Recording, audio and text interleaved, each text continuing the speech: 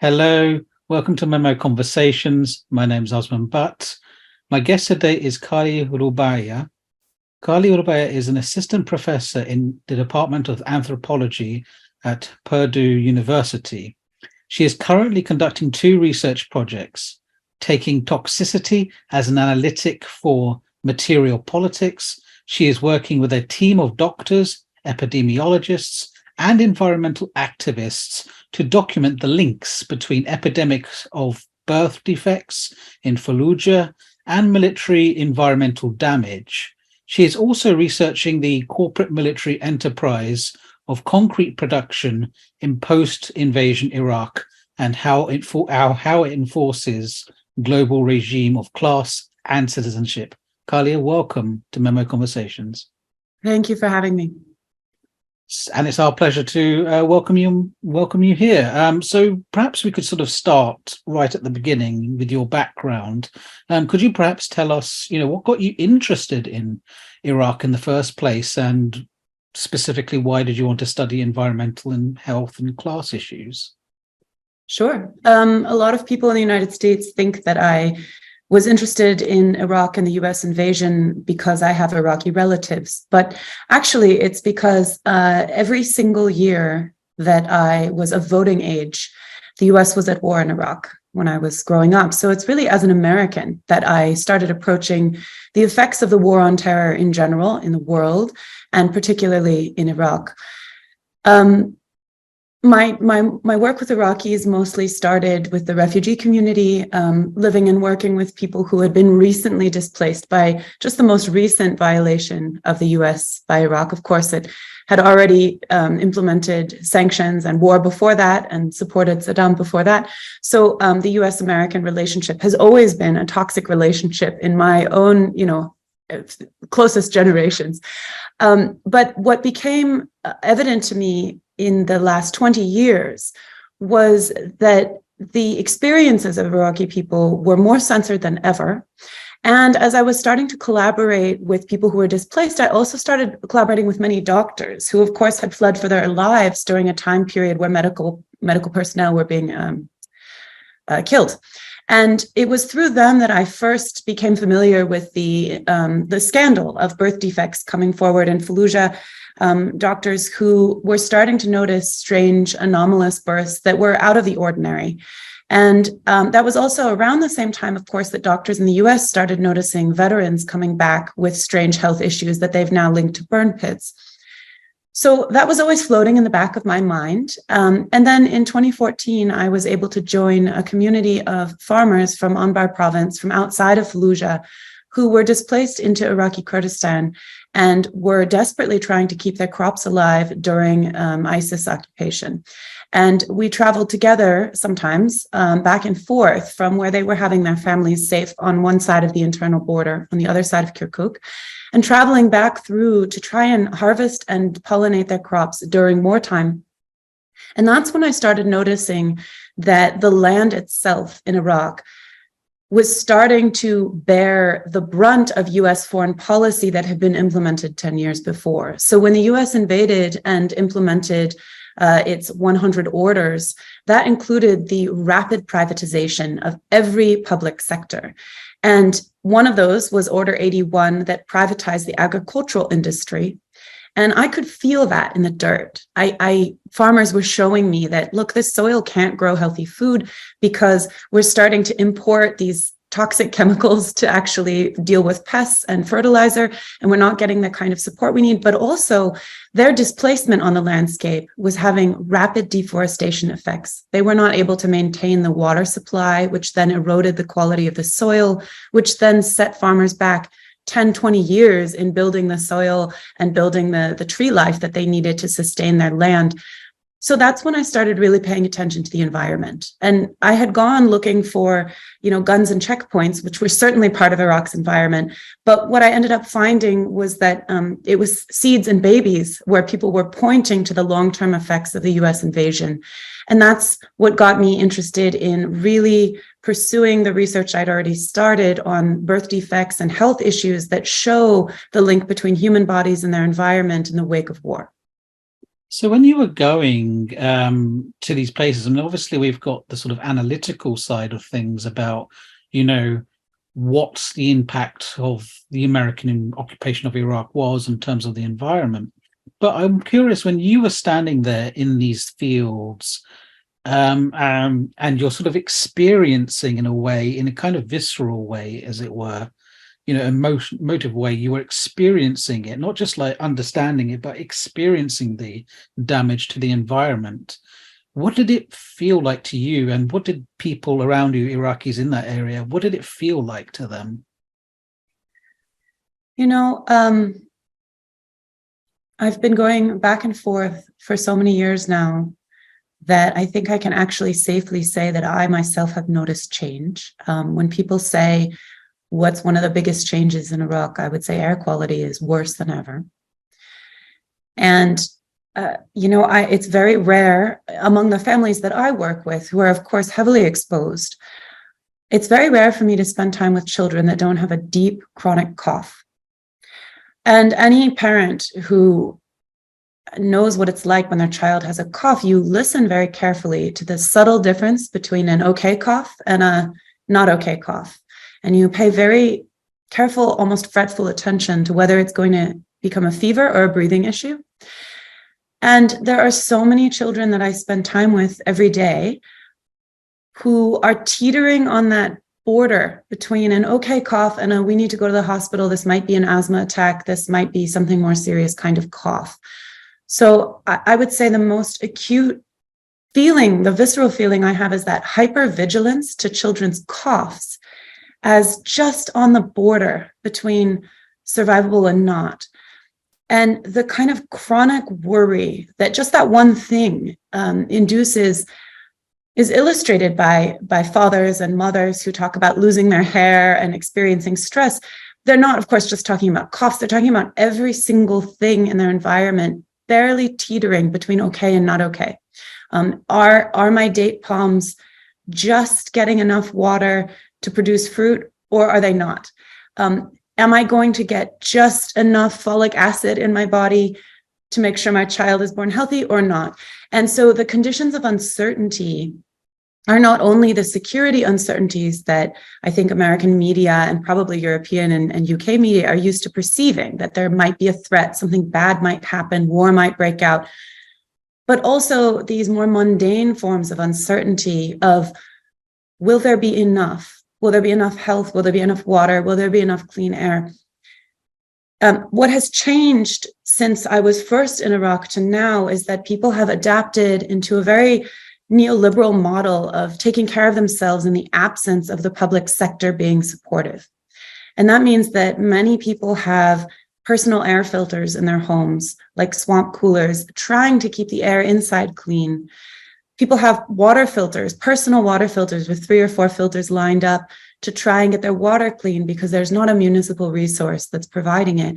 And perhaps the most damaging is that people are, if they can afford it, burning diesel to run generators because they don't have enough electricity. In some places there is none, and in other places it's only 2 hours a day. And then in other places, it's supposed to be a regular thing, but it's irregular, which then makes things like hospitals more vulnerable, but also households more vulnerable to that chronic uncertainty that I'm talking about. You never know when the electricity is going to go out. So I think I realized that there are more dramatic stories I could tell. For example, I invited a friend to visit Bazian Valley, which is a valley sitting on top of Iraq's largest underground water aquifer, fresh water. It's also a place where there are many farmers and people herding their animals, but it's also where the cement and concrete industry are completely unregulated, just ravaging the hillside. And this is, of course, one of the orders that the US implemented was to invite private corporations in to come with essentially no accountability to the local community, including employing them. And while the children there also had a chronic cough, what's incredible about this valley is that it's visible. You can see the air quality is incredibly poor. You can't even see across the valley where you once could. But I invited a friend who's from Europe there, who wasn't kind of what we call it used to the environmental toxicity. So there's this experience you have when you're coming from a place with less pollution. You come in and there's this shock that happens to your body. He was only in the valley for 2 or 3 hours and was vomiting and nauseous and had headaches for 3 days. So I think that in some ways, we're talking about bodies and landscapes that are enduring these chronic conditions almost without notice, because people have adapted to some degree, even though they shouldn't have to. And lifespans are shorter, literacy rates are lower, medical access is minimal. And so when you have someone who's coming from a place of relative privilege and their body experiences this acute shock, it becomes all the more evident how toxic the environment in Iraq has become, not just because of the bombings and bullets that have destroyed the landscape, but also because of the privatization that has completely deregulated oil, construction, etc. So we've obviously started talking about it, but I'm sort of wondering if we can tie it up a bit more. So we're now sort of heading towards, obviously, we've passed the 20th anniversary of the invasion, but we're coming into the 20th anniversary of the fall of Baghdad.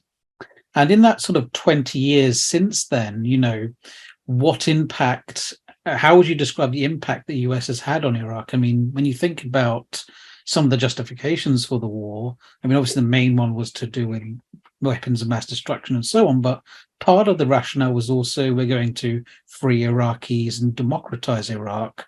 And a huge part of freeing, giving people liberty is the freedom to have good health, to have safe and secure neighborhoods. So on that front, what has actually happened in the last 20 years?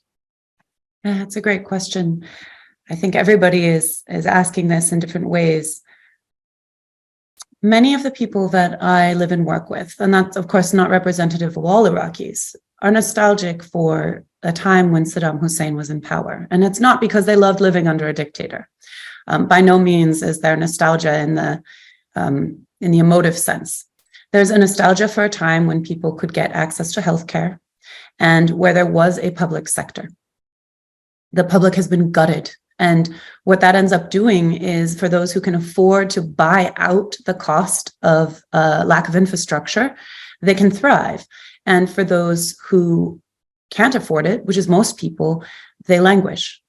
So, for example, Fallujah city got a brand new shopping mall, just pristine, and a brand new paved road and a lot of new construction happening in the center of town. And that's great for people who are maybe coming in from other places to have a weekend in Fallujah and spend money, and maybe for some of the elites who are part of the very industry that is doing that work. But just off the main road, the roads are pocked and gutted. Cars can't drive on them. There's garbage lying around from the 90s. I mean, you can see war detritus still in the neighborhoods. Children are playing in highly contaminated water that's sitting when it rains. And there's, again, very, very limited infrastructural resource. So I think what we're seeing in Iraq is the extreme privatization. And we can call that freedom if we want to. It's a free market. And what that means is that if you can afford to go to a private hospital, you'll probably be okay. But if you can't and you go to a public hospital, you might not be okay. And I, of course, have spent a lot of time in a public hospital where children are born. And one of the things that doctors are most upset about is that a lot of their equipment was destroyed repeatedly. And it's now just sitting piled in the back of the hospital. And some of the machinery that's come in, they can't trust it to be calibrated properly. They don't even have basic supplies. Meanwhile, private sequestered resources are well stocked.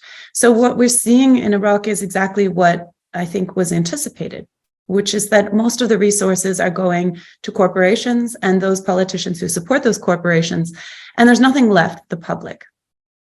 So it does seem like there is actually one vision of American society that Iraq has really imbibed, and that is the need for privatization of everything. Yes, and of course, we know very well from other instances that the privatization of everything is one of the fastest ways to destroy the environment and to accelerate climate change, right? So Iraq is warming 5 times faster than the average planetary rate. And that's a statistic that's incredibly alarming. If you know what that physically feels like, it means that your rivers are running dry and the temperatures are so high, bodies can't cool down and people are dying. I mean, that's hot. And so I think it's very easy to disconnect the US invasion from the policies that then were implemented, and then even further disconnect that from rising temperatures. But the reality is that people who are dying of heat stroke their deaths are directly linked to militarization in Iraq. I wonder if you could sort of expand on that a little bit, because I've also heard things about burn pits and its connection to health problems. I'm wondering if you could talk to us a little bit about that. Sure. Burn pits are a powerful political figure that allow us to see the connection between privatization and militarism and the environment and the health effects that that has. And of course, when I say the environment, I'm including health, right? Health is the environment. So basically what happened is the United States, well, let me start over. All wars require burn pits. So any occupying military is going to burn its trash so that nobody else can get a hold of the materials. That's kind of a standard procedure. What made the burn pits in Iraq and Afghanistan so horrendous, in addition to the fact that they were already part of a military occupation enterprise, was that they burned more and they burned worse. And what I mean by that is because this was a privatized war, there were no bid contracts with the corporations that both manage waste and provide materials for the occupation. So a forward operating base might have a lot of flat screen TVs, for example, or a certain number of tanks. And when those broke, rather than repairing them, there was an incentive by the company providing them to throw the whole thing away and provide a brand new one at the taxpayer's expense. This is how the credit card war, as it's called, became incredibly profitable, more than a usual war. But it also meant that more stuff was going into these fires and worse stuff was going to the fire. So instead of changing the tire on a tank, you just throw the whole tank into the burn pit. And instead of maybe having a crack on your flat screen TV, you just throw the whole thing into a burn pit. So everything from uniforms to human waste to electronics were being lit with jet fuel and burned 24/7, 7 days a week for over a decade. That's a lot of waste. And I think one of the things that burn pits reveals is the incredible destructiveness and consumptiveness of these wars. People living downwind of these burn pits in their villages or in their cities were experiencing this exposure at every stage of their life course, which means the health effects are going to be extremely varied and also incredibly severe, but they'll also have chronic issues that are linked with not just burn pits, but all of the other factors going on at the same time. When I spoke with families during this, the last 2 years of doing exposure histories and talking to people in more detail about their exposure, it was clear to me that burn pits were not the biggest deal for them, although those who lived closer were experiencing the effects heavily, but that oftentimes people's own homes were turned into the equivalent of a burn pit. You know, if you imagine your house being struck by a missile and lit on fire, your curtains, your dishes, your computer, your whole life goes up in flames. And while that's incredibly upsetting and disorienting and displacing and even lethal, the toxic legacy of that is that you're likely to return home and rebuild your house and live in the site of that destruction, and likely to have inhaled and even imbibed some of the toxic effects that your home being turned into a burn pit would have. So war itself should always be understood as fire, because it requires the combustive force of fossil fuels to transport all of the materials to a place, to consume them, whether that's through explosions or burn pits. And the kind of combustion activities that are happening are incredibly toxic in every single form, big or small, on base or off base, and they have decades of lasting impact.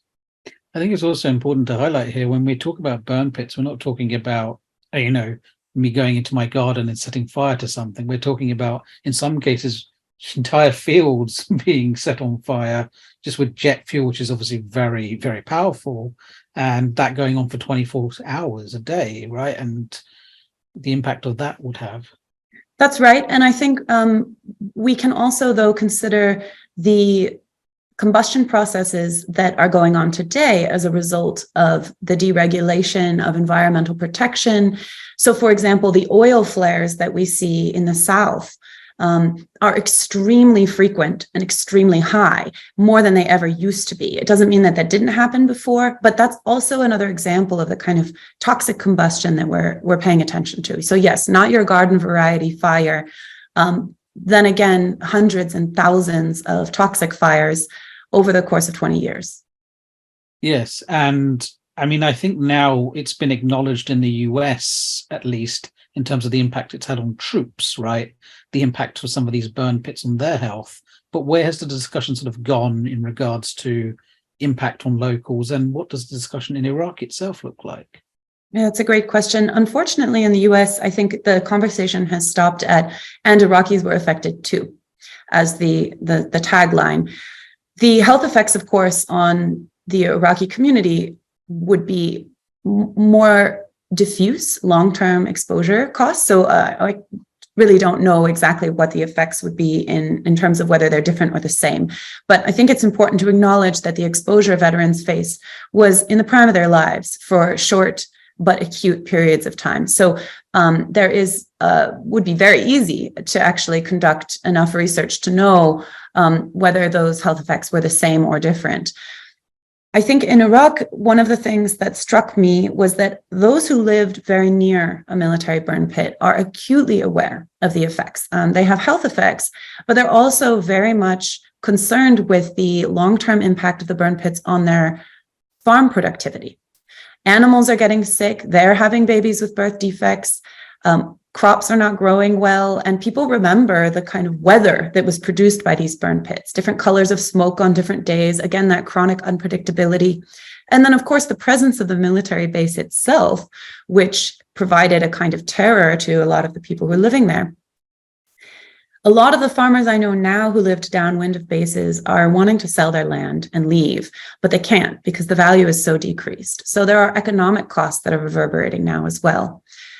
Among those who were not living very close to burn pits, but still downwind of them, enough to see the smoke in the backdrop of their lives, often don't identify a burn pit as one of their exposures.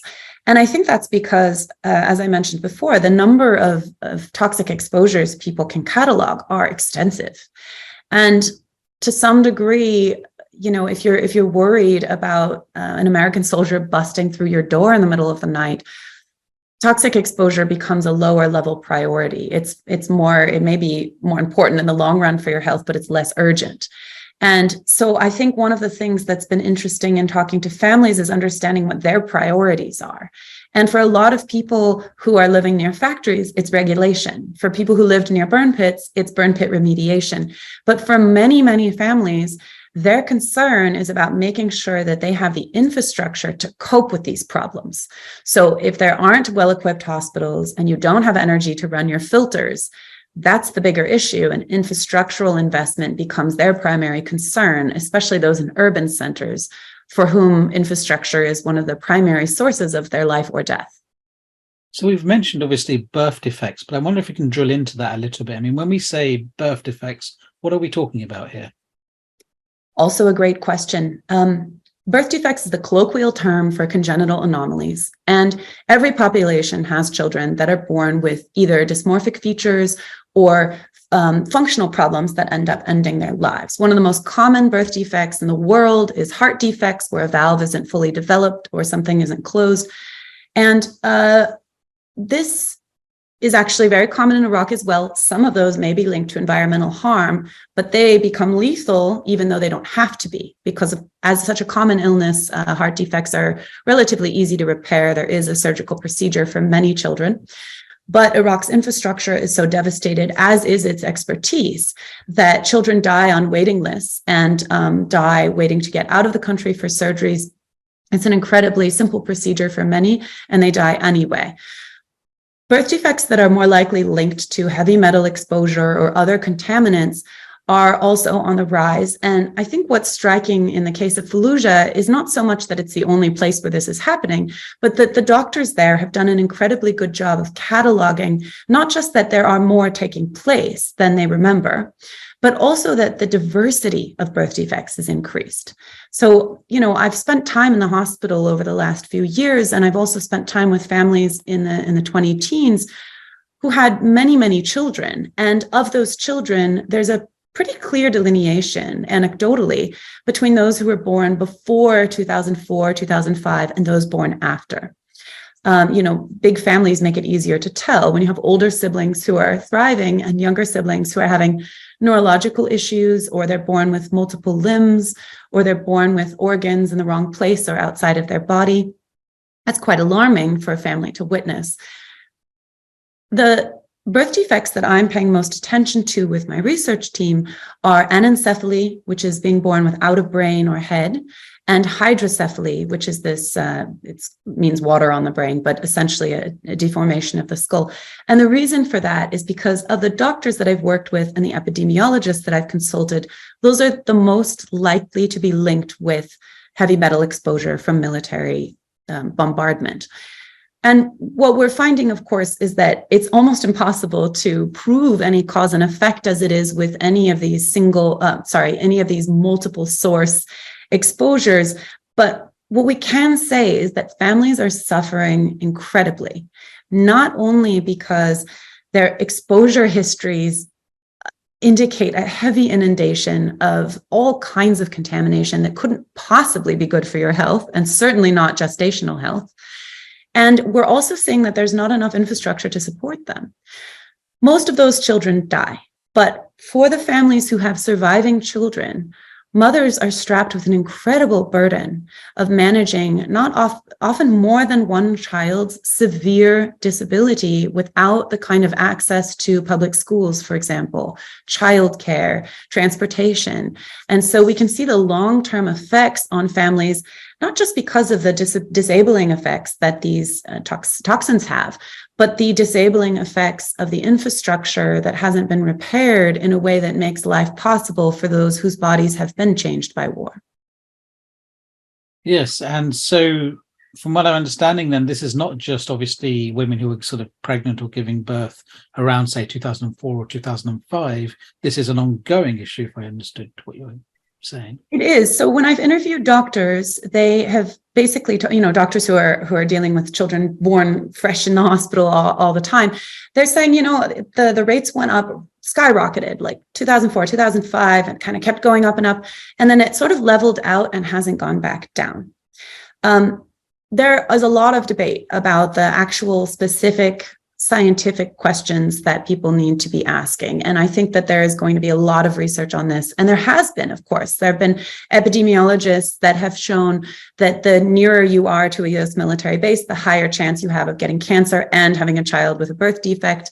There are doctors who've been documenting specific cases or specific subsets and basically shown that the rates have gone up.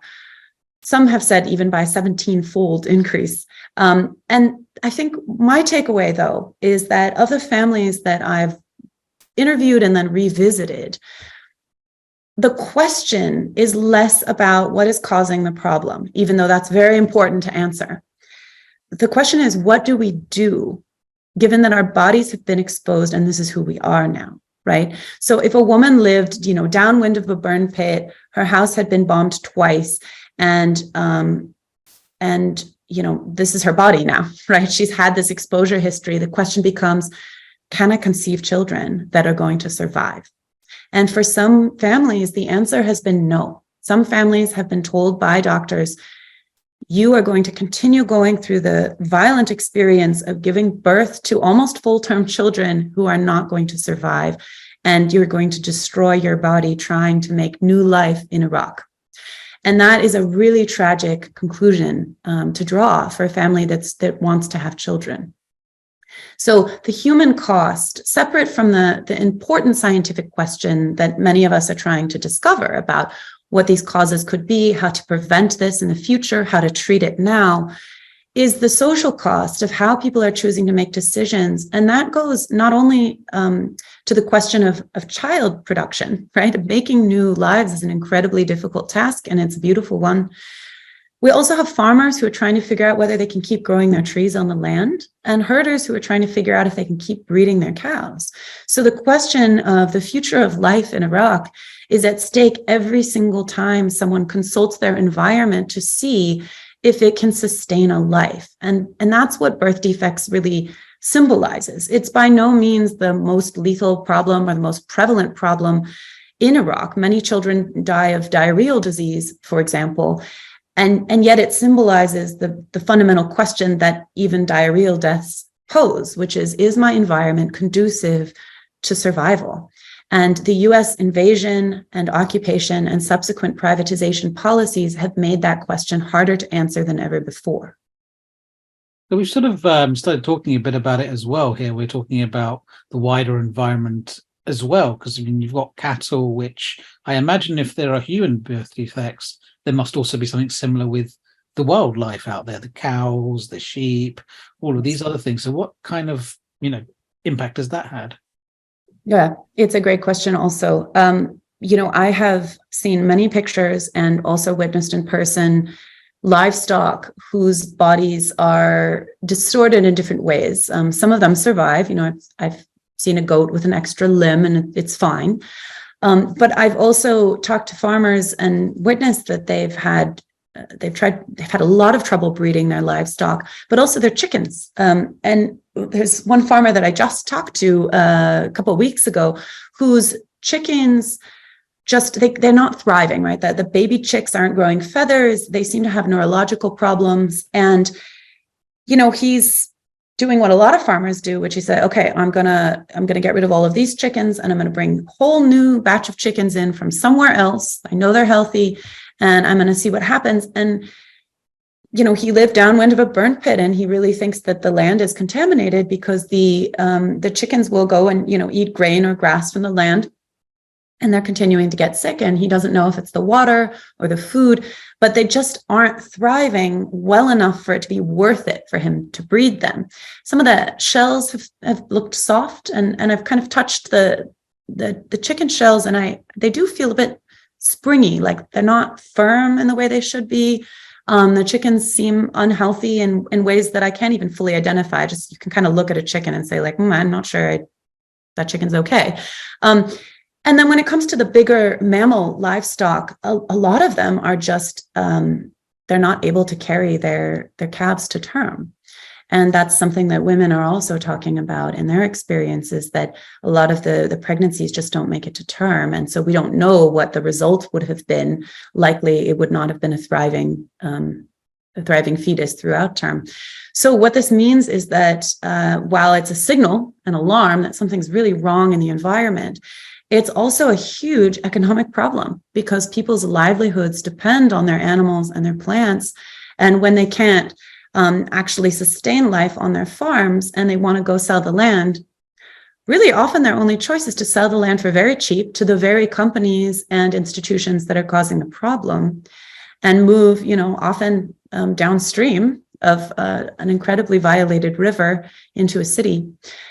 And often take jobs at factories and as temporary farmers on the very land they used to own. So the kind of privatization collapse that we're seeing goes hand in hand with the ecological collapse. And this is a cascade that can only really be disrupted by policy intervention by the government, but also, I think, by our governments in preventing private corporations from having these exploitative practices, whether that's on forward operating bases and waste management and providing that kind of equipment, or in the kind of industries that we're now seeing skyrocketing profits from, even in a moment of great economic hardship for many Iraqis. It's also having an impact on the weather, as you've sort of said. Iraq is heating 5 degrees faster. What does it actually mean to be heating at 5 degrees more than it should? For a human body, that is probably sitting in a cement block home, that means getting really hot to the point of feeling delirious and having a fever, that feeling of having a fever. And often it means rushing to a hospital that is maybe or maybe not able to cool you down, and eventually dying. And that's very common for young children and also the elderly. in Iraq, and it's not unheard of. It also means, though, that the very concrete building that you're in is one of millions. And these cities are not designed for climate change, as one would, of course, one wouldn't expect them to be. But the whole city is heating because the surface area is mostly concrete, which is, of course, not conducive to the kind of ecological breathing that we expect landscapes to do. We're also seeing a tremendous amount of deforestation in Iraq, and that's directly linked with war, both by displacement and abandonment. Trees are dying, but there's a defoliation process that happens in the cases of war that then mean it's going to take a long time to restore the land. And farmers are doing this. They are trying to rebuild the shade canopy that covered much of Iraq. When trees die, that increases the rate and intensity of sandstorms, which increases the rate and intensity of exposure to the dusts and heavy metals that were dropped in the 90s and the 2000s, which then increases the kind of chronic lung conditions that I was talking about, which then increase hospitalizations, increases the burden on the public sector, which then increases the pull on electricity. So you can see the cascade taking place both in urban and rural locations together. And ultimately, to be warming 5 times faster means a lot of things, and in a way, just a symbol of the other kinds of things that are happening. For example, rivers drying up because there were dams built upstream, causes eutrophication, which then causes the fish population to die, which then increases infection rates in the water, which then increase infection rates in humans. So there's also other cascades happening at the same time, and with all these microecological cascades happening, Iraqi people are facing a real crisis of climate change that is directly linked to war. So you've mentioned, of course, farmers are sort of trying to reclaim the land again in where there's deforestation and so on. So I'm now wondering, what has been we'll start with the civil society, if we can use that term, response to all of these different issues? How are Iraqis trying to solve these problems? Also a great question. I think the 2018-2019 protests told the world that Iraqi people are aware of the problem and unified in their response, however diverse Iraq is. There's a lot of talk of the various forms of division that have taken place in Iraq, and those have had lasting material effects on a pluralist society that had many different communities, often celebrated. And now we are seeing a resurgence of that celebration. And the claim in those protests was, we want a homeland. And that phrase means a lot of things to a lot of people, but the idea behind it was that Iraq, the country, is no longer serving the function of being a homeland. It is not the place that it was before. One of the ways that's true is that the state is not serving the people. It's serving imperial and outside interests, which include corporations, but is, of course, not limited to that. We want a homeland means we want a place that is ours, that is our home. But it also has environmental overtones, right? We want our land to be our home. And there are millions of displaced people who are supportive of that call.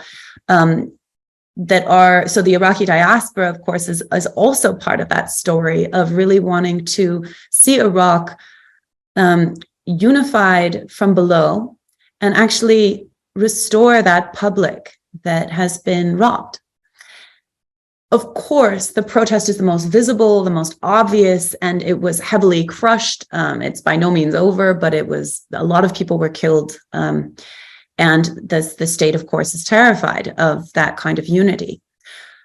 But on the ground, every day, people are also practicing a kind of endurance. It doesn't look like protest all the time, although sometimes it does. For example, in Bazian Valley, some of the communities have actually shot at the factories and tried to block the roads because their direct livelihood is being affected. But in other cases, it's not protest, it's an endurance model where farmers are just going to plant their trees anyway and stay in a relationship with them, even if it's not profitable.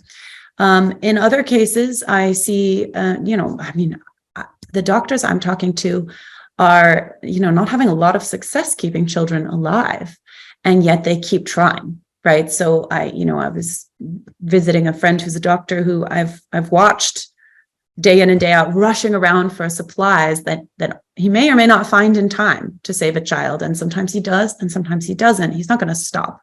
So I would say that in general, if I could offer a stereotype about Iraqi people, it's that they are stubborn, and they have outlasted many empires. They've outlasted many occupiers, and they have done so together.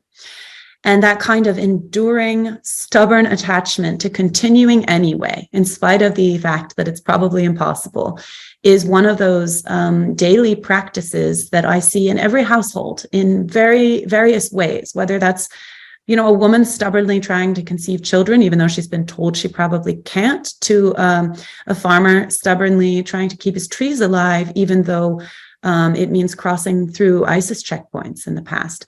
And now through other often equally hostile checkpoints. So stubbornness may indeed be the thing that is most modeled, whether in the case of climate change or in the case of political violence. Yes, and so now we've reached the 20th anniversary of, obviously, the anniversary of the invasions happened. We're now coming to the anniversary of the fall. What is your feelings about all of this? Like on a personal level, how do you see the legacy of all of this and make sense of it for yourself? It's a great question. I'm not used to thinking about it in the terms of the 20th anniversary. And I think the reason that is because it's not the 20th anniversary, right? It's the 50th, it's the 100th. The question now, I think, for all of us, individuals and as a community, is how can we pursue the call that many Iraqis have made for reparations? And if that isn't going to happen at a government level, and it probably should, but if it can't happen at that scale, what does that look like for each of us personally? If we're in the personal air filter model, that kind of neoliberal model of contending with these big things as individuals, what does it look like to maintain an ethical and moral relationship with the last decades as we move into the next decades? And, for me, on the one hand, I look to Iraqi farmers as leaders and models for how many of us are going to manage austere conditions in our own hometowns or wherever we're living. But on the other hand, that burden of leadership shouldn't be on these people. And to some degree, the United States and Europe has pushed Iraqi people to the front line of climate change through war, at gunpoint, pushed them to the front to be those leaders. And that's an incredibly violent way of thinking about people as leaders. And so for me, I guess the question always is whether I can offer research support, which is what I'm doing right now, or financial support, or translation support, whatever kind of support can be offered. What does it mean to be a good follower and to offer those coerced leaders the kind of support that they're asking for? And what does it mean to respond to the request? What does it mean to say, I'm sorry that my country occupied yours and that I didn't do enough to stop it and that I can never do enough to fix it? What do you want from me now? What can I do with my body, my time, my resources, the kind of privileges that were unjustly given to me and taken from you at gunpoint? And I think, a lot of your audience members are in the UK, where you're surrounded by artifacts from plundered centuries. And what does it mean to actually to accept that the abolition of empire requires tremendous loss for those who have privilege, and that equality at the global scale isn't going to be fun for those of us who've been unjustly enriched. And it's time to actually embrace that. So this is quite an interesting question, because you're saying the one country occupies the other, and of course you have origins in both. You're an American citizen, but you have origins in Iraq. Because I was sort of wondering, as somebody who lives in the US, how do you feel the responsibility? Do you feel responsibility? Because, at the end of the day, it wasn't your decision to go to war. We have this trend right now in the US, maybe it's happening where you are too. I call it the injury alibi. The injury alibi starts with one's own injury by the empire. I'm a veteran, I lost a limb. I'm the descendant of occupied people. I was brought to this continent through the slave trade, for example. There are many ways that we are all injured by empire, and those injuries are very real. What they aren't are alibis for our complicity now. And I think that the injury alibi is, first, you articulate your subject positioning in relation to empire, taking the most victimized frame, for example. So like, I could lean into the part of my identity that's Iraqi, ignoring all the others, ignoring that I also had an uncle who bombed Iraq in the 90s, ignoring that I also was a voting member of society during the 2000s, ignoring that my university has contracts with the DoD. I could ignore all of that and just hone in on the one thing that gets me out of moral obligation. But it doesn't really work. And then the second move in the injury alibi is to say, I didn't vote for this. I didn't make the decision to do it. I marched in the streets against it. In fact, I almost got expelled from school. I went to prison. Whatever sacrifices people made to actually stop the war. Neither one of those things gets us out of the inheritances that we receive from the infrastructural flows of resource. And this is not about guilt or morality or what we thought or wanted. It's not about our opinions. It's about our historical position. James Baldwin said to a white reporter who asked him about racism and his relationship to white people, he said to her, I don't know you personally, but I know you historically. And what he meant by that is like, you might be great, you might be the most active anti-racist in the world, but historically, you have inherited white privilege. And for that, you must take responsibility. You must respond because you have the resources to do so. And so I think it's especially a big issue among people who have been for centuries violated. Whether they're refugees who came to the very place that violated their country, which is, of course, most of the US population, or they came because they were captured, or they came because they were joint stock company owners. The kind of complicity that we are talking about doesn't mean that we were complicit willingly. In fact, that's what complicity is. It's when we are coerced into colluding with the violence that we most detest. And taking responsibility for that doesn't in any way negate our injuries. It doesn't erase our history. It doesn't make untrue the other things also. And so if we can hold both truths together at once, I think that that's really where the truth and reconciliation component has to come in, which is to say, I am also injured by empire.